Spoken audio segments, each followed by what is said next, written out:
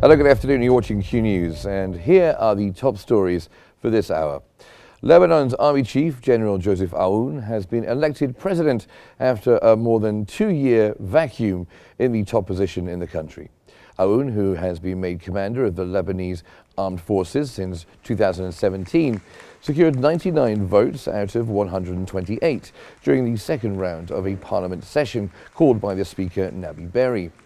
During the first round of voting, Aoun received 71 votes, short of the 86 required to become president. In the second round of voting, however, Shibli Malik and 2 votes, 9 MPs voted with a white ballot, 5 votes were deemed cancelled, and several MPs voted for the slogan, Sovereignty and Constitution.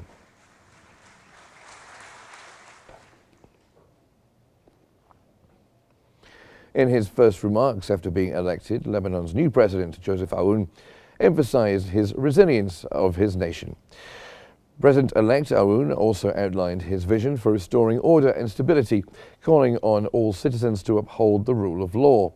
Aoun declared that the country will be under the rule of law and there will be no smuggling, no drug trafficking, security voids, judiciary interference, protection or favoritism.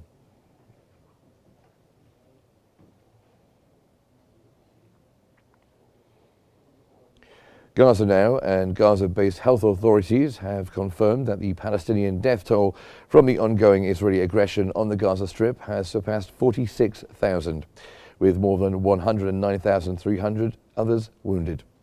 They added that the Israeli occupation army committed 3 massacres against families in the Gaza Strip over the past 24 hours, killing 70 civilians and injuring 104 others.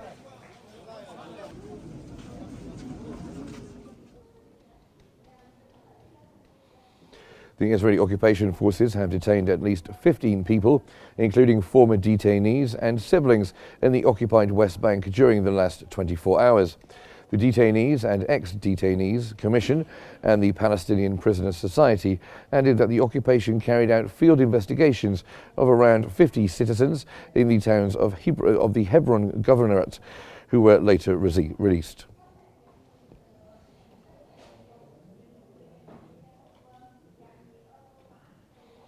The occupied East Jerusalem Governorate says that during the past year, Israel has killed at least 35 Palestinians in East Jerusalem, including 14 children.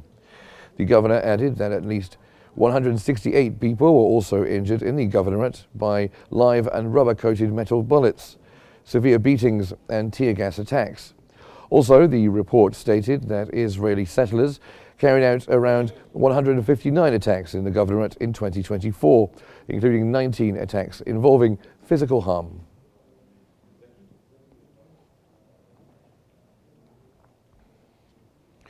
The Israeli occupation forces have withdrawn 2 days after the aggression on the city of Tulkarm and its 2 camps, causing widespread destruction to infrastructure and Palestinian property.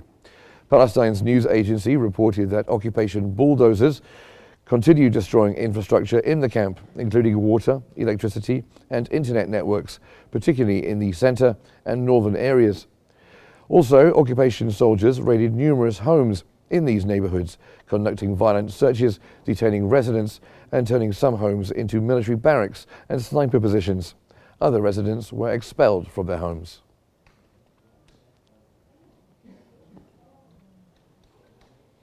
The Organization of Islamic Cooperation has condemned posts made by Israeli authorities on its official accounts of alleged maps of the region that include Arab lands of Jordan, Lebanon and Syria as parts of Israel.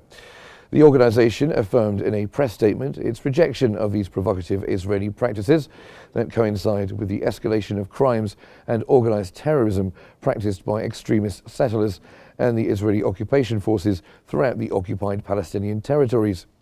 It also called on the international community to assume its responsibilities toward putting an end to all violations and crimes of genocide practiced by the occupation for 15 months against the Palestinian people.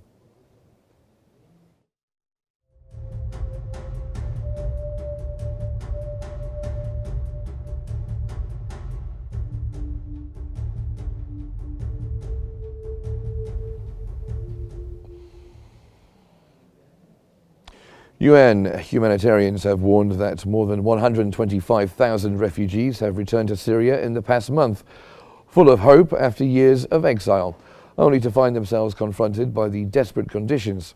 The UN Refugee Agency, the UNHCR, said that many families have little shelter and few economic prospects. The agency also called for the international community to move from words to action to help the country's most vulnerable returnees urgently.